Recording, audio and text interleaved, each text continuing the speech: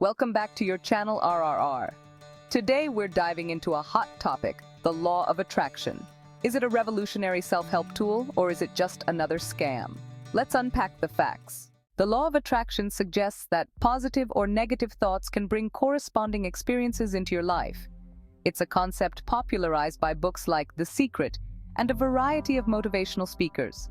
But is there more to it than just wishful thinking? Let's take a closer look. The law of attraction, the idea that positive or negative thoughts bring corresponding experiences into one's life, has evolved through various historical phases.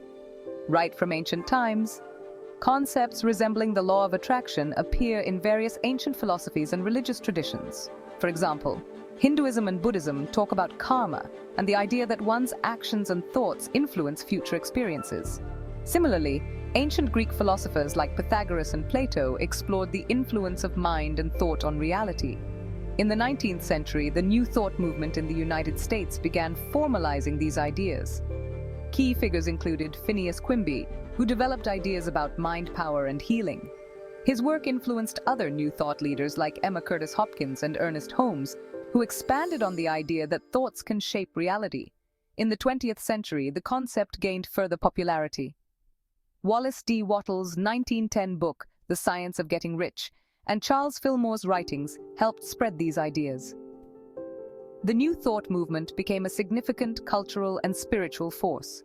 In 2006, Rhonda Byrne's book, The Secret, and its accompanying film brought the law of attraction into mainstream consciousness.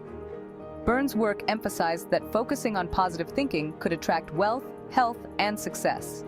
However, neither the film nor the book has any basis in scientific reality, and its premise contains an ugly flip side. If you have an accident or disease, it's your fault. Proponents argue that by visualizing success and maintaining a positive mindset, you can attract wealth, health, and happiness. They claim that your thoughts can shape your reality. Sounds appealing, right? But let's consider the other side of the coin.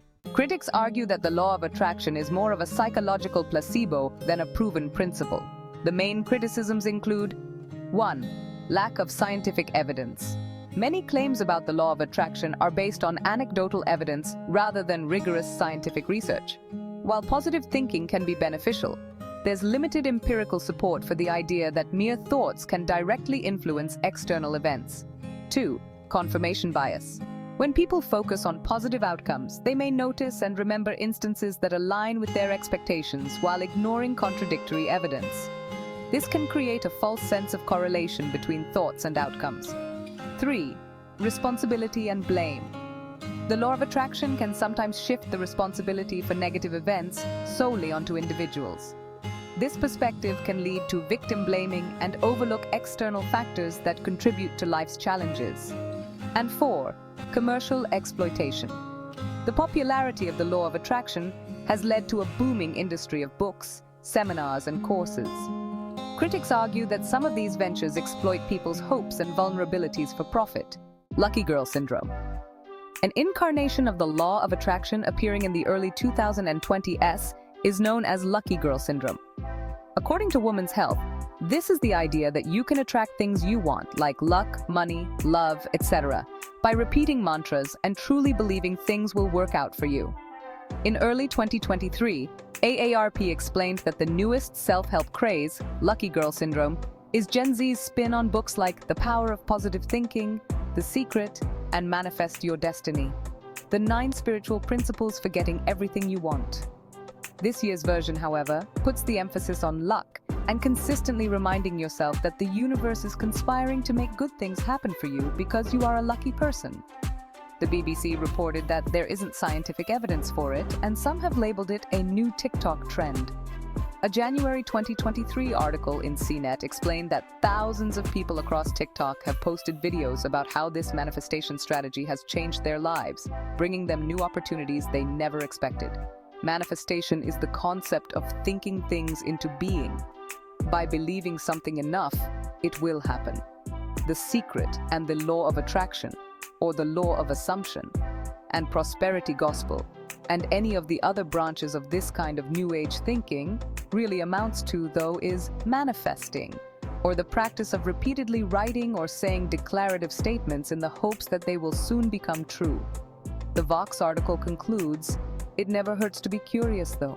When you come across a shiny new term on TikTok, it's worth interrogating where it came from and whether the person using it is someone worth listening to. Often, it's not that they're any better at living than you are. They're just better at marketing it. It's more like a group hypnotization. If one believes he saw a snake in the grass, the others also start pointing out that if the grass is moving, then there really is a snake there."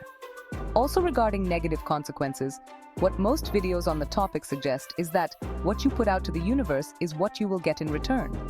So if you think you're poor or unsuccessful, this is what you'll get back. Lucky girl syndrome has much in common with toxic positivity, and that if you try it and it doesn't work for you, it could become yet another stick to beat yourself with. If you already feel vulnerable or wobbly, this could well be something else that makes you feel bad about yourself. It ignores the fact that life is not fair, and it ignores that some people are more privileged than others. It doesn't take into account the systemic and structural biases and inequalities that exist in the world. So, is the law of attraction a scam? It's important to differentiate between genuine self-help principles and those that promise too much without solid evidence. Positive thinking and goal setting can be powerful tools for personal growth, but they should be part of a broader, evidence-based approach to achieving your goals. Ultimately, the law of attraction isn't entirely without merit, but it should be viewed with a critical eye.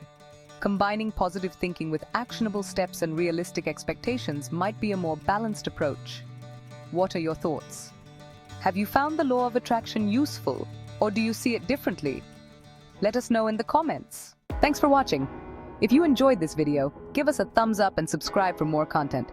See you next time.